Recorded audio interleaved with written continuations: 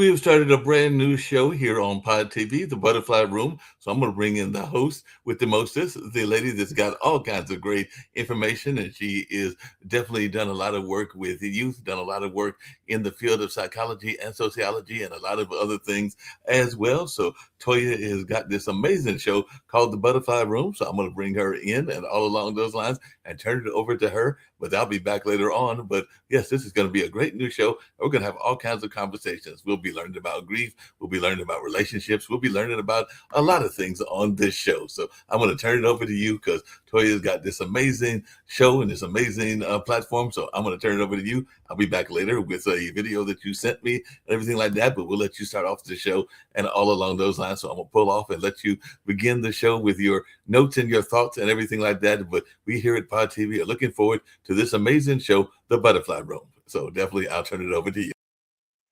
Thanks so much, Mark.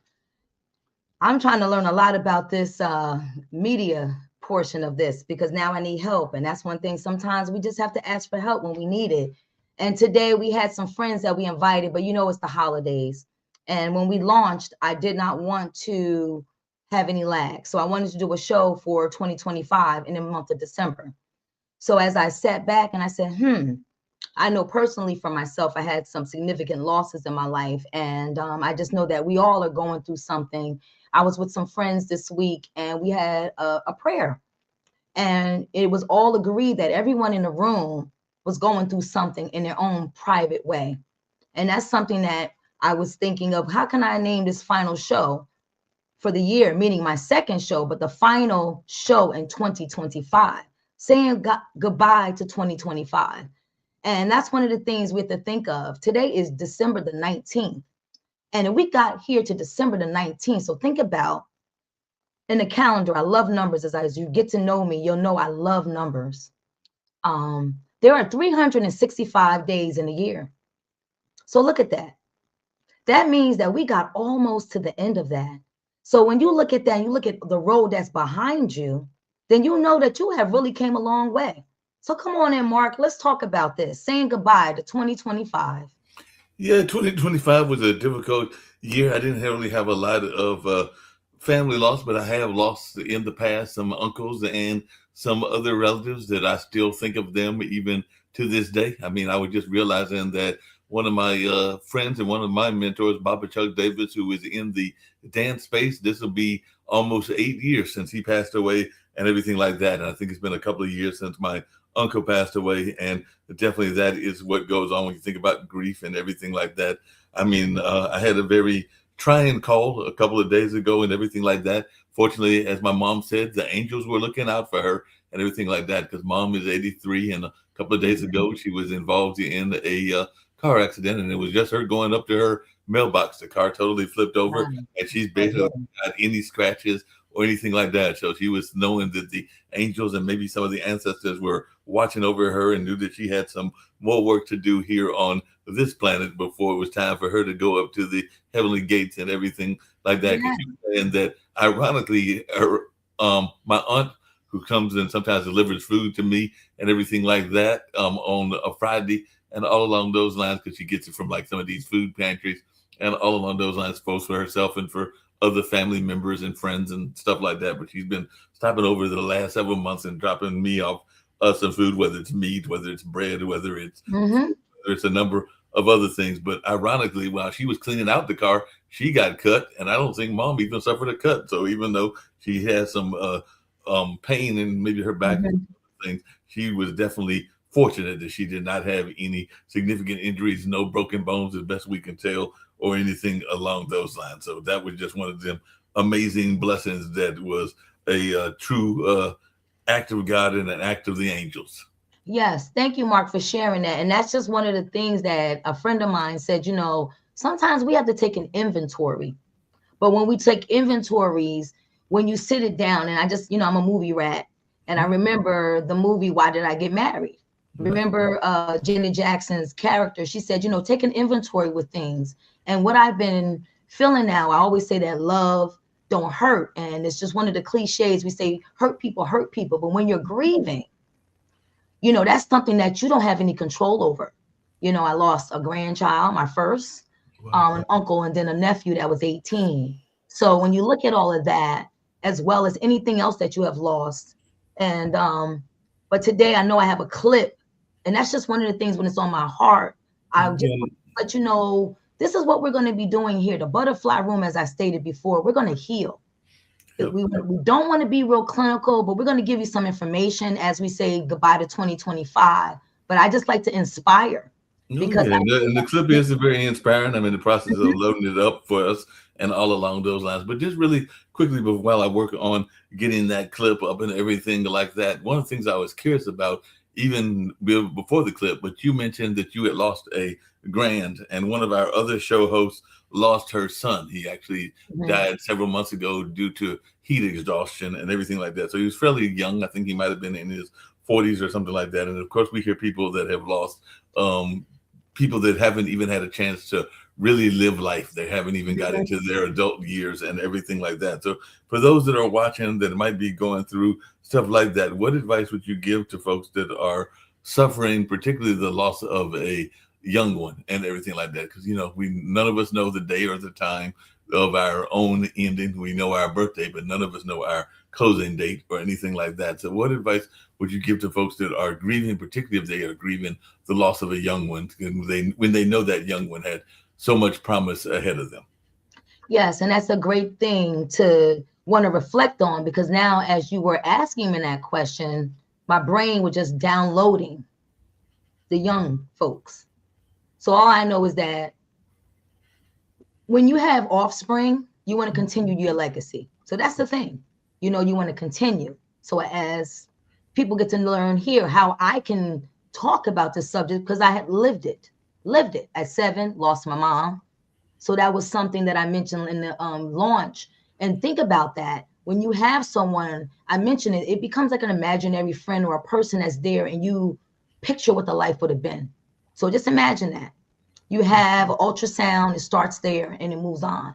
But then I tell folks, when people say, you know, you don't understand, I said, I understand a lot. Just imagine 7 years old. You see someone, you don't get the proper goodbye. And now you wonder why my lens is different. So now let's bring it up to here, all in 1 year. And sometimes with older people, you know, they're sick. With a child, if it's a tragic accident, this was an accident. So I have 2 scenarios that I can share that happened. And why I'm saying goodbye to 2025 is that, you know, you get a phone call of a tragedy. And this is something that happens because 12 years ago, we had to bury my baby brother. Oh, wow. So my mother was the youngest of my grandmothers. Now we have my father's youngest, and now my sister's youngest. So my resilience is birthed in this as the eldest child. So my stoic figure, some folks may say, well, why don't you, because as a mental health professional by trade and completing biopsychosocial assessments as a mental health clinician, you hear a lot. Mm-hmm. And that's the part that where I'm just going to say this. You as a mental health professional at times cannot disclose due to HIPAA what you know. So that means that you're hearing something, experiencing something, and witnessing something. So that's going to forever change. So I'm ultimately, as I prepare for this show, I'm in a lane by myself. So I had to bring that information to my younger sister to let her, and I had to be with her for a couple weeks. And when I was able to be with her, this is the point. You're not going to know what you're going to face. That's the first thing. And in order to be able to execute that type of candor and support, you're reaching somewhere that you don't know. Mm. And that's really what this platform is for people to come and share. You know, when you're thinking of my profession or anything, what do you do? I'm a quality assurance professional. So what do? I do investigations, and I protect the disabled, youth, women, everyone, the folks who don't have anyone currently to speak up for them. Right. So that's where my compassion is. So I said, you know what? The Butterfly Room is this place. So Mark, as I unfold this topic, if you feel what I'm saying, you have to be equipped yourself before you address that with anyone. Mm-hmm. So that means when you go in, you listen. You feel the presence of that person's energy.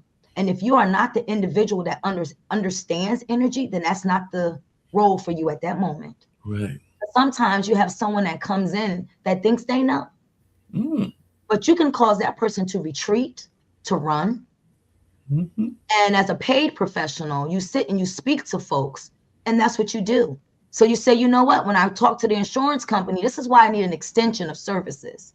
But as you know, for anyone who has access EAP, employee assistance programs at work, you only have a certain amount of time. And it may be that you might lose your job because they're not understanding what this grief process is.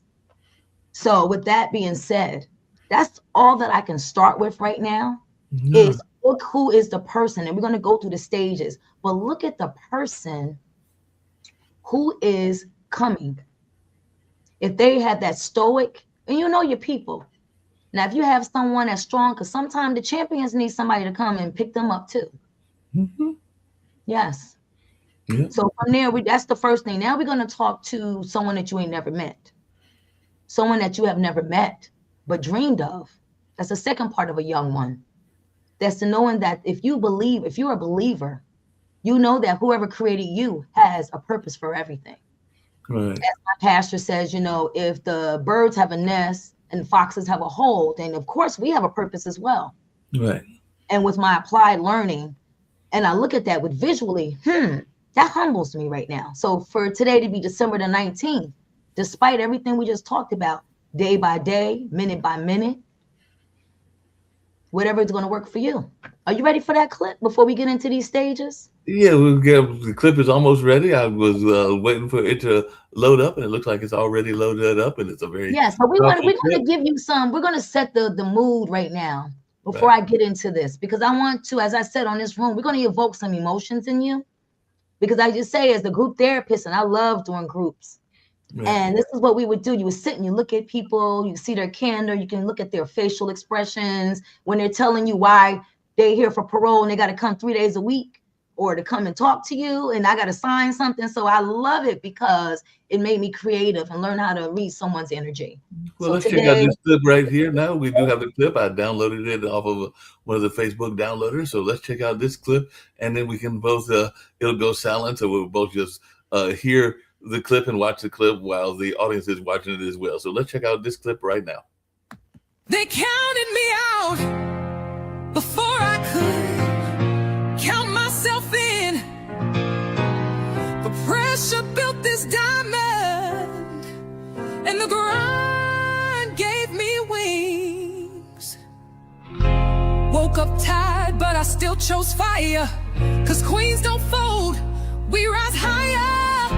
Every no I heard just sharpened my crown. I don't need your throne, I built my own ground. They don't see the tears, just the glow. They don't know the fight, just the show. But I kept pushing, even with the weight. Turned every scar into something great. I was built from the battle, born from the flame. Every setback just carved my name. I shine harder 'cause I've been through pain. Now I walk in purpose, they gon' know my name. Didn't ask for pity, I asked for peace. But if peace don't come, I make my peace. I've been the silence, I've been the roar. Now I speak like I kick down every closed door. You ain't weak for resting, you ain't late. You're just being divinely tested. And when you rise, oh baby, rise loud. 'Cause your glow up gon' make your ancestors proud. Built from the battle, dressed in gold. A story of power that can't be sold. Don't need permission, I'm past the fear. I'm the miracle I waited for. I'm here.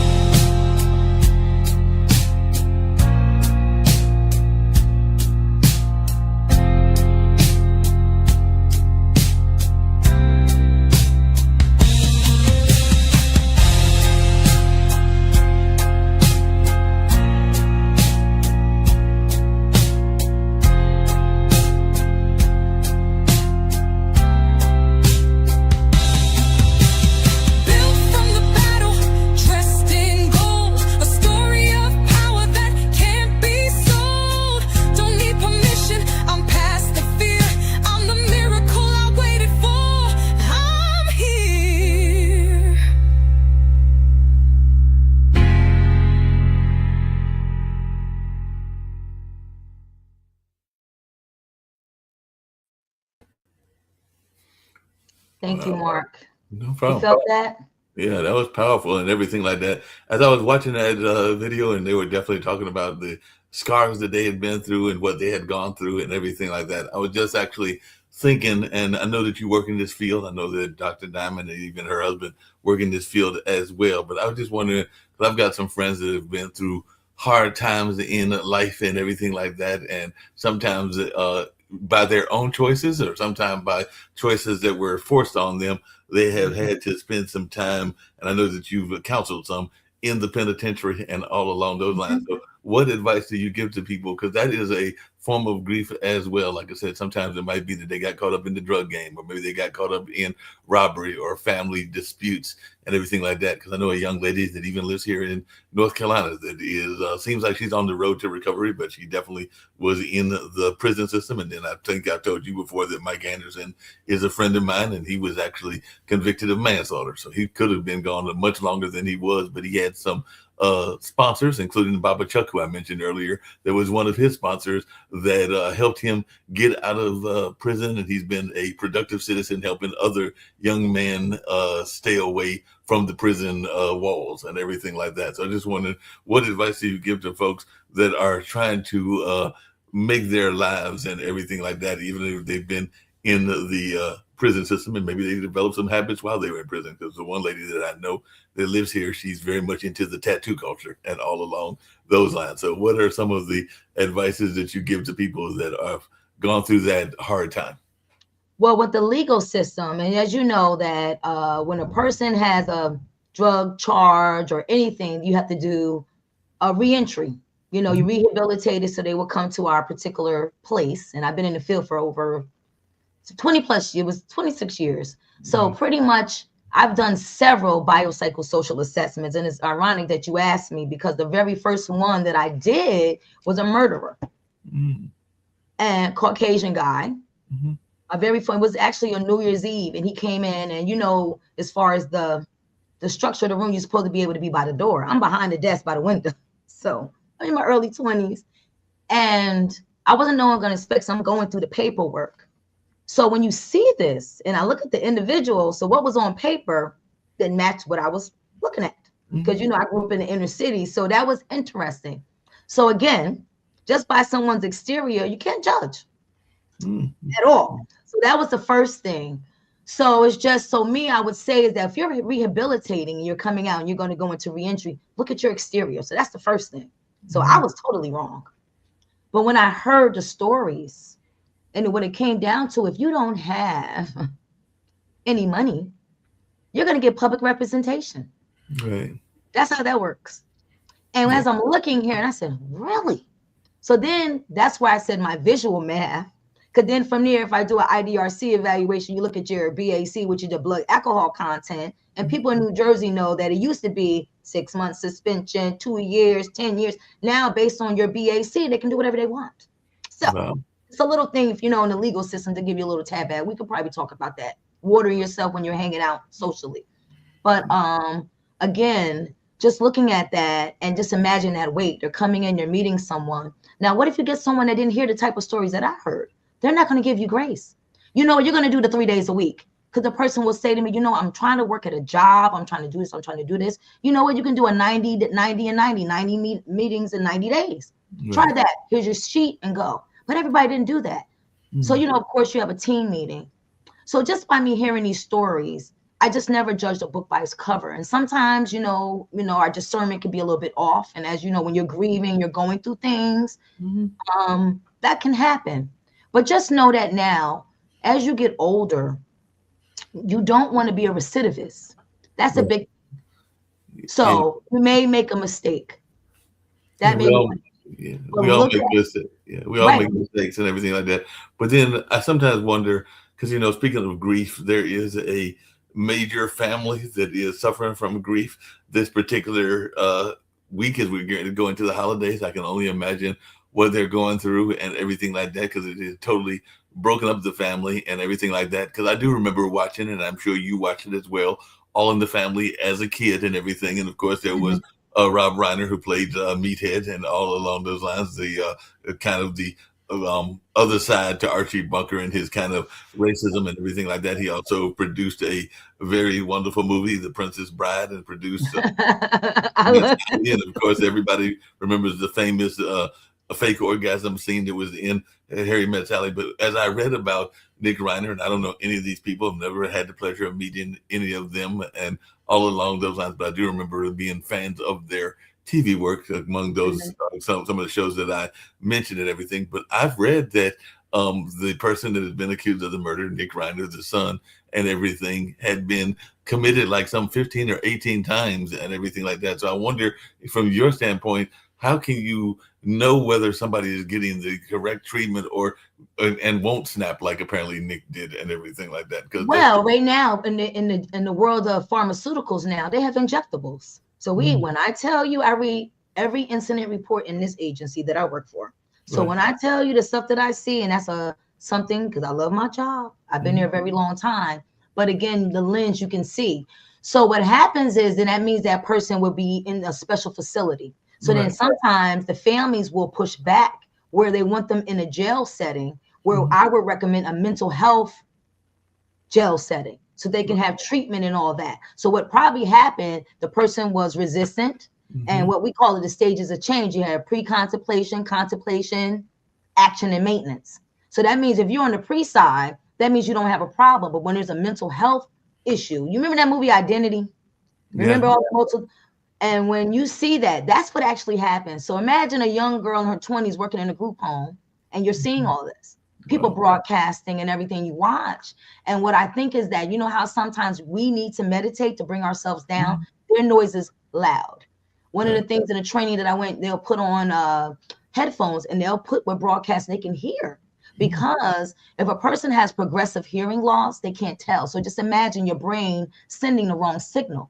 So that's what they're saying is loud. Someone is telling me to hurt someone. So what we are trying to do in crisis intervention is say, you know what, let's talk yourself out of it. You learn them, and that's what's in the charts for good programs. Let's just say that.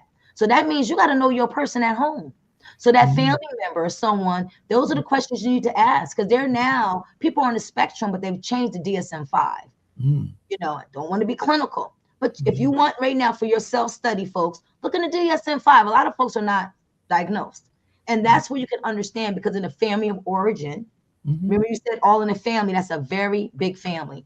So imagine you have the eldest, which I meet the eldest. Where are you in your family? Or you're your only child? But I'm the only child from my mom, but my father has. My dad was an only child and is an only child because he's still living and everything. I am the oldest. I'm actually the oldest of the grandchildren and everything. Because one of the stories, I think I've told it on Dr. Diamond Show, but I've definitely told it in some other platforms, is that my grandfather on my mom's side actually came down from rural North Carolina down to Durham to be at the hospital. And apparently he was flying down because he wanted to see his first grandchild and everything. So I am the first of the grandchildren. I have one aunt that has somewhere like 6 or 7 kids, including one that she lost and everything like that. So speaking of grief, Sarah died at a very young age. That's the only cousin that I have lost so far and everything like that. But she died at a young age in childbirth and everything like that. And I think that was when she was having her 5th or 6th child. Because like I said, she was having almost as many children as her mom did, if not the same amount and everything like that. So let's talk about that eldest though.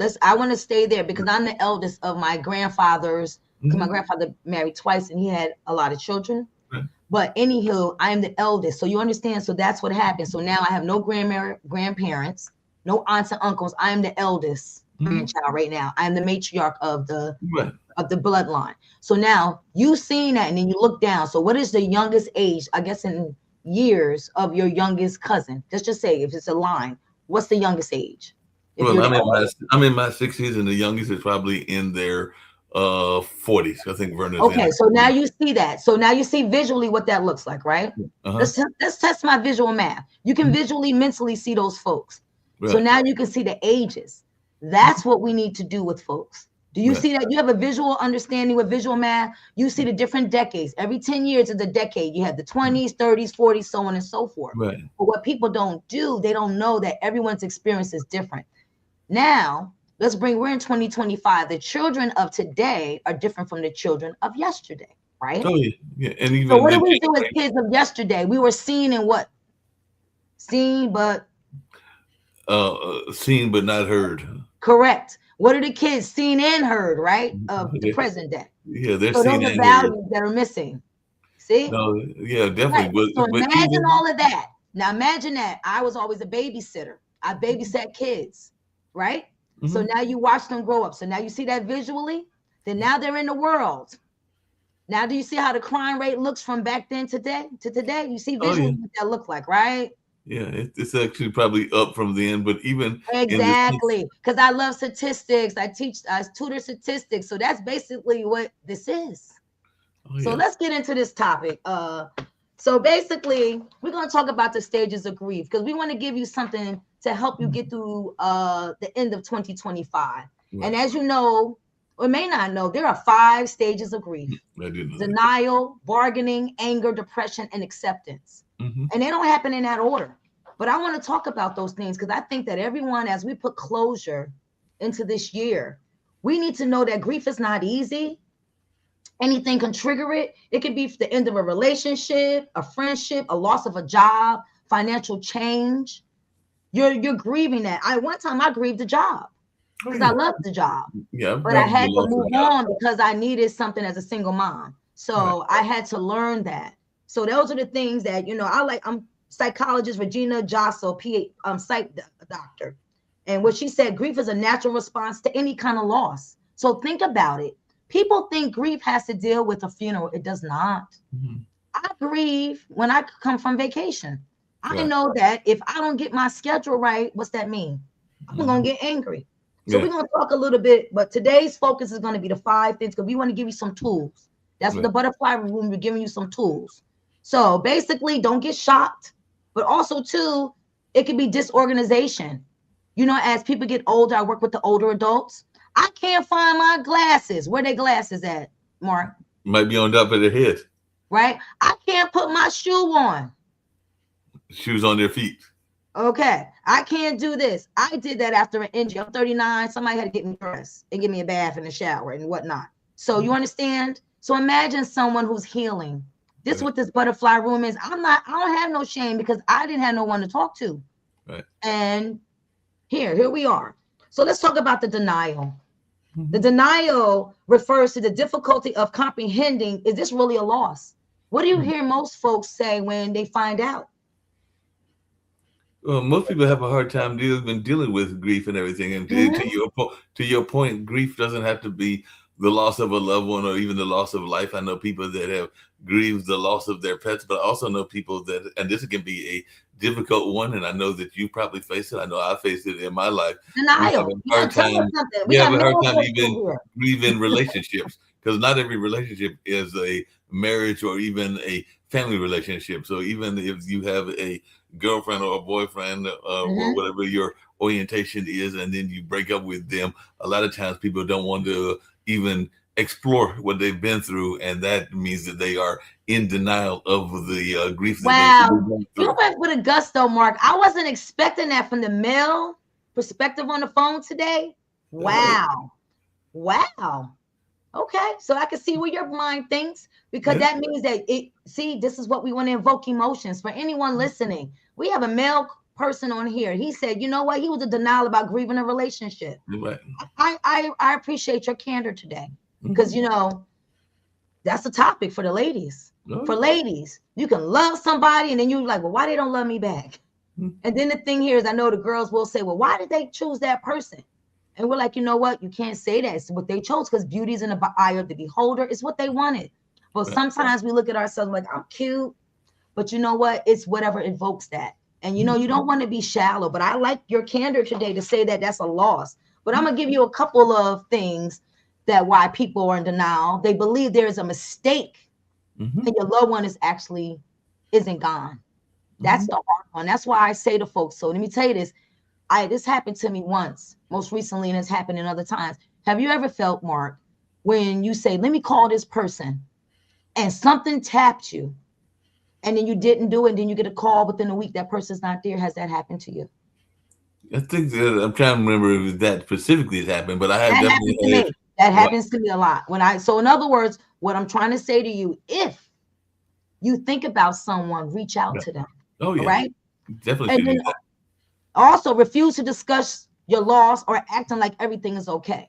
The Mhm. new thing is it's not all right to be okay. This cliche of how folks put it, no, it's okay to have a not a good day. But what Yeah. happens is we are performative in that we have to go to work every day. Can I Mhm. tell my job? I can't. But my job has known me so much that I have time off. But what if you have a Mhm. job that does not have PTO? Go to your EAP because there Mhm. may be something there. You can get intermittent family leave. You know, Mhm. if you're doing something, these are things that I'm going to tell folks they don't know that we can do because people don't know. Talk to your supervisor. You Right. don't want to get fired from a job because you're not being able to perform. And then also sometimes people will pretend that the love person's not there. I've seen folks tell me on the couch, they'll say, you know, I leave the room just as it is. Mm. They don't want to touch anything. And just going in, what we just dealt with, this was hard. All the kids were there, but I know my sister needed time for herself. And how do I tell my niece she has to grieve her way? So imagine a 19-year-old and the mother trying to grieve in the same house. I got to watch that with my eyes. Wow. I got to watch that. So it was good. She needed some space. She went to my other sister's house. She had some time away. So sometimes you might need to get out that surrounding. I Mhm. watched that. Then she came back. Then, of course, her big sister had to be cooking. You saw the Thanksgiving we had, but it felt good. So now what I got to do, make myself uncomfortable and make sure I'm there. So I got to get ready. But those are the things. Get your team together. You know, then I'm gonna go to the next stage because I'm looking at the time. Bargaining. This stage is the one that we miss, but it does exist. You're bargaining with yourself. You're like, if I can recover from a medical issue, say cancer, and or I could go back to church, I could do all this. But sometimes when a person is not here, you can't get them back. Right. And one of the things that I would say to people in the group is, if you can't see someone, why don't you journal? Journal. Mhm. And namely when kids with DIFUS cases, it was more, I can't see my child. I said, you know what? When I was away from my father, when he wasn't able to be there, I said, the writing of the letters kept the relationship, the writing of the letters, the communication with my father when he was in the world. And I said, despite of who it is, it keeps the relationship. So that's something that I'm going to express to everyone. Journal. And then, you know, one day when you're reunified with your family, reunited, excuse me, with your family, then they can read what you were thinking. Can you get it in one of those marble notebooks? That means you wasn't faking. You can't rip that out. Then Right. that's a real story. So these are things, the tools I would talk to the people. And they say, you know what? I said, you're incarcerated. Write your children. Do Right. something. Now I think they have something electronic, send them pictures, send things, you know. But the one thing that's going to do it in the bargaining phase is going to be mental gymnastics. Oh So yeah. that's where I use visual math that I'm talking about. We're going to talk more about it as I just gave you an example, Mark. Mhm. Reflect on what you do know and process. This is going to be harder and accept those days. Okay, now can I ask you a personal question, Mark? Yeah. Go ahead. Okay, you're a man. Mhm. Are you a man that believes that he can cry? Oh yeah. I definitely believe. Okay. I'm a crier. Okay. Not Would you be able everybody to, is a crier, but I when the don't last mind. time you cried? Was it like, would you be able to tell the audience when the last time you cried? Oh, I've cried a couple of times. I mean, I've cried when I've been involved in sad situations. I know I Okay. cried at the loss of some significant others, but I mean, I've cried over the loss of pets and things like that. So I've, But I have you mean, done it in public? Oh, no, I've in your done it. I'm like privacy. I said, you got some people that are Okay. All right, afraid then to cry, okay, I can see you then. but I'm I not one see of that those you that people. man. Yeah, I don't That's a good mind. thing. Yeah, I don't mind showing that side of myself and everything like that. But you got some men that are wanting to be stern and harsh and everything like that. But I mean, sometimes you got to cry. Matter of fact, I was moved almost to the point of crying with a friend of mine recently who just lost his, I think it was his nephew, and he actually has a older nephew, meaning that the nephew is probably in his 40s or 50s because when he was adopted, he was an adopted child. He was adopted at an older age and everything like that. So some of these people that are passing are almost, they might even be his age or even older and everything like that, just because of the nature of what was happening with his family. But when he was sharing with me what he was going through, it touched my heart. So yeah, there have been times that I have been moved by other people's grief as well, is what I'm trying to say. So definitely, I think that if you are empathetic, then you will definitely understand that if somebody's going through pain and everything like that, if they are truly your companion or truly your friend, then you can feel for them as well. Of course, there are things that Yes. happened in my life that I felt for and everything. One of the interesting things, well, I told you that Malik called me when Mom had the car accident, and she was literally just going up to her mailbox and everything. So she was probably going less than 100, maybe 200 feet from the house itself, and the car is totally total. So she's driving a rental. But Malik called me, and that was like a few days ago, and that was the first thing he said was, "Mark, she's all right, but I've got to let you know she was in a wreck and everything." But he wanted to let me Yes, know. and that's the thing. You're sitting there because what if something else would have happened? But the blessing of this story is preparing yourself. Right. And as you know now, and that's what we were talking about as a family, that because we lost the young ones, that's how you know for a believer that whoever you believe creator is coming back, because we can't say it used to be someone of age. But I want to get into the next stage, which is anger. Mhm. That's a perfectly natural process because I saw through this, I was a little off. And sometimes the loss can direct you. It can come from all kind of ways. It could be your mate, kids, things. I remember one time, let me get into this, at the job, and I was young in my career, and this girl, she was the receptionist at the main office, and we were in East Orange at that time, our other satellite office. And I heard that the girl committed suicide. Mhm. And I was like, I just saw her. And then I heard, folks would explain, because, those folks are not known to me. Mhm. So when I heard that, I said, that was a loss that I couldn't accept. Beautiful girl, beautiful, long hair, did not understand. She was always pleasant, but that's just showing that she wasn't okay. She didn't talk to anyone. So on that various day, so that means she could have been angry. So that's something that's the main emotion I think we need to talk about, because sometimes that processing is, you're angry. So don't get upset if someone says something or they want to shut down, because that means that was a big one for them. Or it could have been their breaking point. Mhm. One of the things a loss could have been that a person can't afford their home and they lost everything that was in it. I know we saw the movie with Taraji P. Henson. You know which one I'm talking about. I can't think of it right now. But anyway, in the movie, she lost everything. And then from there, she had a break. And then at the end of the movie, I had to watch it again. Her daughter had passed. Oh, wow. And remember how in the bank and how those are the situations that I've seen firsthand, where I see the rap sheet and that's what happened. I know that at one point there was a check scam, and I saw all these people, and it's in the newspaper, and I'm talking to the people. So I said, wow, I said, I love my job, but due to HIPAA, I couldn't say anything, but I saw a side of the people who came in who didn't have anything. Someone said, just go in there and sign this check and do whatever. I saw the aftermath of that. Then now from there, that means now DIFUS is involved for one decision. So again, that anger, you can be upset, but then you have to relax. And sometimes, you might have to breathe and, say, I need a timeout. I need a timeout. I'm Right? actually looking at her movie, trying to figure out what it could be, because she was in Acrimony. She was in The No, I Color can't think. Purple, It's like Snap. I can't think of it right now. What But Men Want, Proud Mary. no, it's the one that's on Netflix. I can't think of it right now. You don't know. You didn't watch it. But let me go to the next thing. You're going to find it. It's the most recent one. So the other stage is depression. Straw. Yes, that's it. Thank you. Straw. So think about it. Depression. So this is right into straw. Depression is another stage of grief, because right now you're going through the cycles.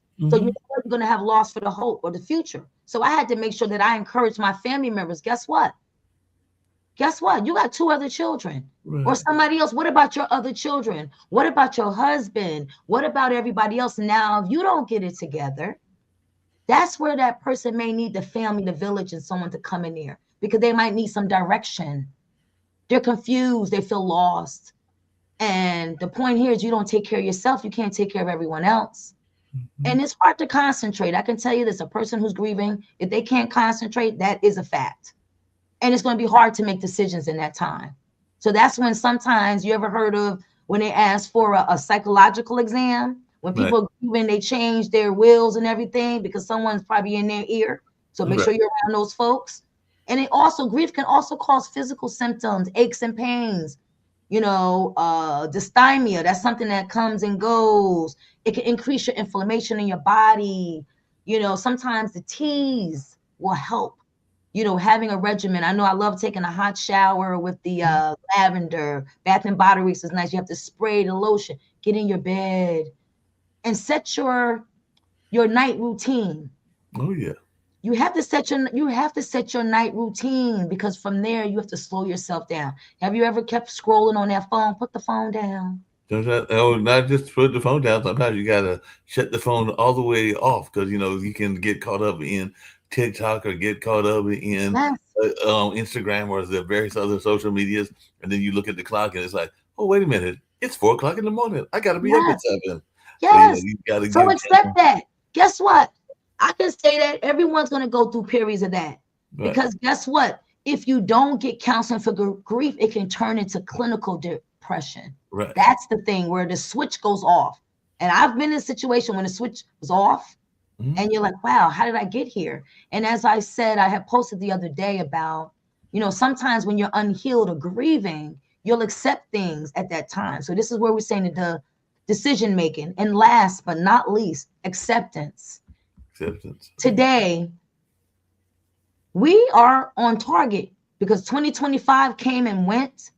So when we say goodbye to 2025 is acceptance to what you cannot change. One thing that I know is that grief will never fully fade. It's not. You're going to have periods of sadness. I know I watched the movie Ruth and Boaz, and I loved when Naomi was there and she just cried. You're going to experience that. Right. But you know what you might need? That person may just need a hug. Just a hug. Human contact. For anyone that's single, sometimes you just need a hug. Right. And because from there, that's when that loneliness can cause other things. So we just wanted you to know that here we're saying goodbye to 2025. And just know that for those who are believers, one thing that gets me through is the serenity prayer. Oh, yeah. And it says, God, grant me the serenity to accept the things that I cannot change, the courage to change the things I can, and the wisdom to know the difference. Right. One model that's sticking me out right now, and one of the organizations that's dear to my heart, is be the change that you want to see. That speaks for itself. So think about when you're grieving, there are people that still love you. And I know that we're grieving a loss and everything. And when you have children, even though you lost your job or anything of that, you got to get it together, because you don't want the aftermath to put you in clinical depression. And just know that there may be shock. You might have disorganization, but we hope today we gave you some things that you can say goodbye.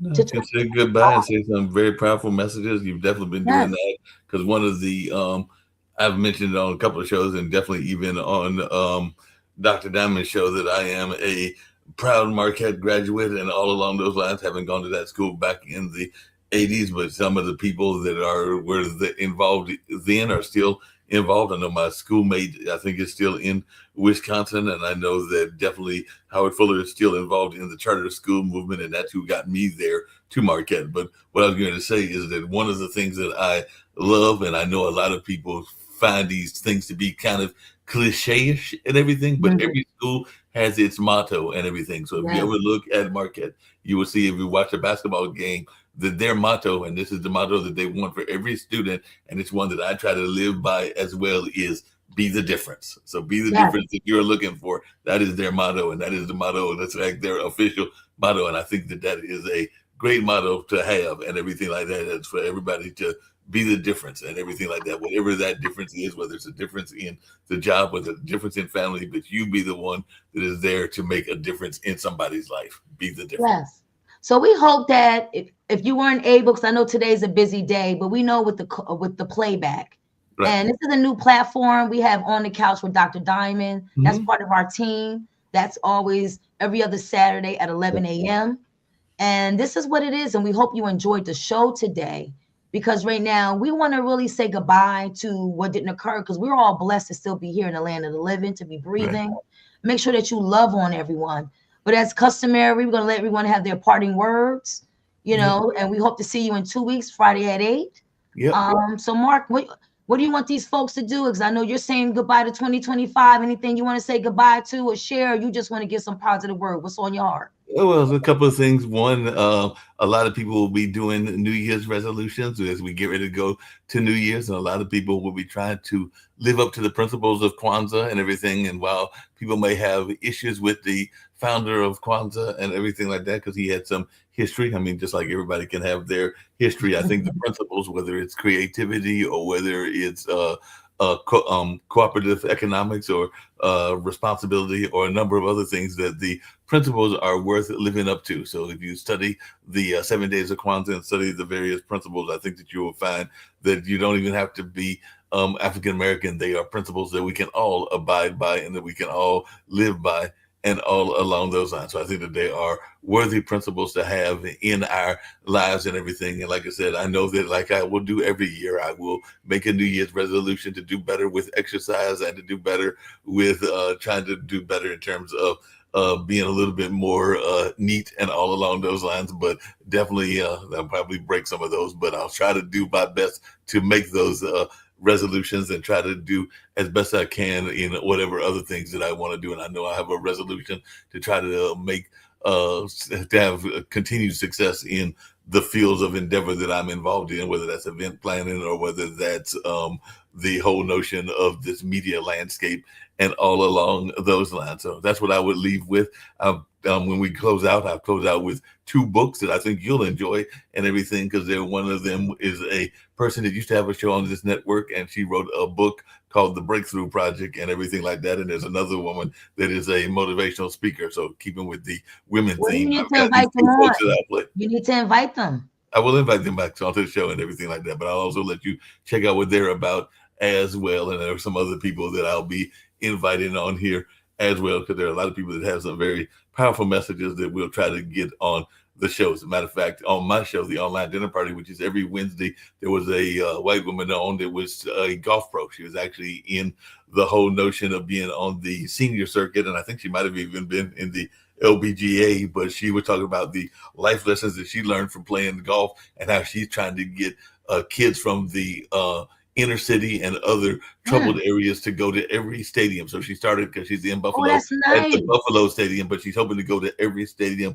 in the country. That is her goal, is to go to every stadium in the country. But she's already said it and had, I think she said, several hundred students the first time she did it in Buffalo at the Buffalo Stadium. So she's trying to find ways, and they got to talk to some of the athletes and some of the management as well. But she's trying to use golf, but also some of her ties to the entertainment and athletic world, to have this project of hers where her goal is to get to every major stadium that exists in the country.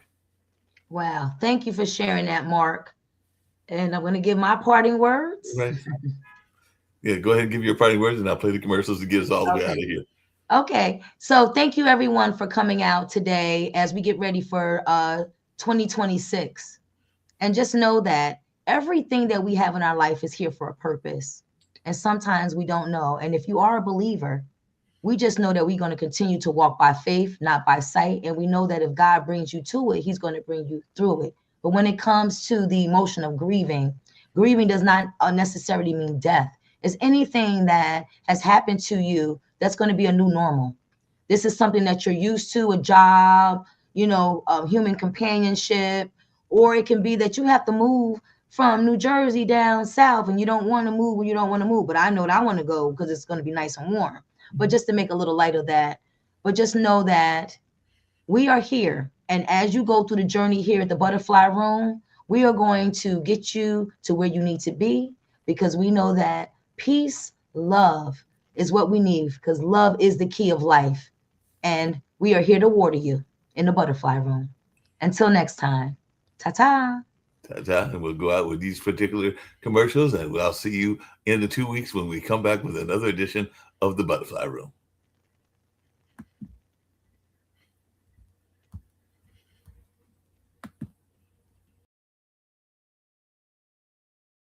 My name is Vernay Taylor, and I grew up in Summit, New Jersey, born and raised.